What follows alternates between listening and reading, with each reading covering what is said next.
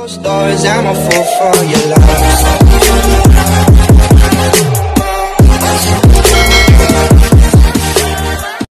Good day mga ka-sports natin dyan. Alas Pilipinas nakaungos agad sa first round ng 3 puntos at pagkatapos ngang makauna na sila ng 3 points ay napa-time out agad dito ang coach nga ng Chinese Taipei. Mukha talaga kasing nababasa ng Alas Pilipinas ang mga spike nga ng Chinese Taipei at dahil nga dyan para mawalan ng momentum ang Team Philippines ay pina-time out muna nga ng coach nga ng Taipei. At eto nga mga ka-sports, pagkatapos makaungos ng Alas Pilipinas ng 3 puntos, nakahabol dyan ang Chinese Taipei at kitang-kita natin na dito nakipagsabayan na talaga sila sa Alas Pilipinas. Pero wala dito si Angel Canino at wala rin dito si Dawn Makandili Katindig at maging ang ating napakagaling na si Rondina ay hindi nga rin muna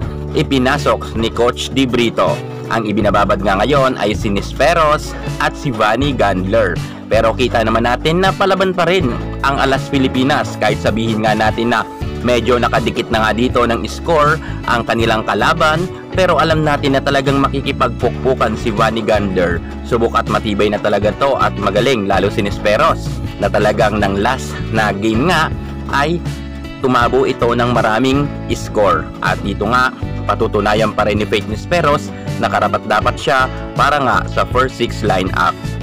At maganda ang pukpukan ngayon pagdating sa first set dahil nga lumalaban na ang Chinese Taipei. Hindi natin inaasahan na lalaban ng ganito ang Chinese Taipei sapagkat nga bagong team lang ito at pangalawang join pa lang nila ito sa ABC Challenge Cup pero sumasabay na sila sa Alas Pilipinas.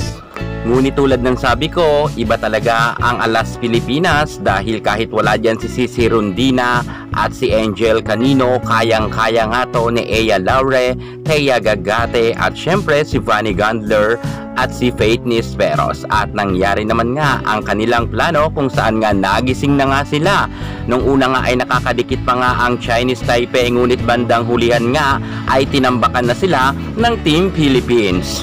Nagtuloy-tuloy nga ang magandang nilalaro ng Alas Pilipinas at kitang-kita naman natin ang score kung saan nga talagang problemado nga talaga ang Chinese Taipei kung paano nila mapipigilan ang malakas na Alas Pilipinas dahil nga halos mga lahati na nga ang kalamangan ng Team Philippines. At grabe talaga ang ipinakita ngayong kumpiyansa ng Alas Pilipinas, talagang hindi nila papa-scorein pa ang Chinese Taipei kahit isang set ay hindi ito mananalo sa Alas Pilipinas kung saan nga si Vanny Gandler ay nag-init na maging si Nisperos at binakbakan talaga nila to ng mga malalakas na spike at dito nga ay natambakan nila ng husto ang Chinese Taipei. Nagtapos nga ang kanilang score sa 13 at 25. Grabe mga ka-sports natin dyan, iba talaga ngayon ang Alas Pilipinas. Kahit si Vanny Gandler at Faith Nisperos, kayang-kaya talaga nilang ipanalo ang laban. Congratulations Alas Pilipinas, panalo sa set 1.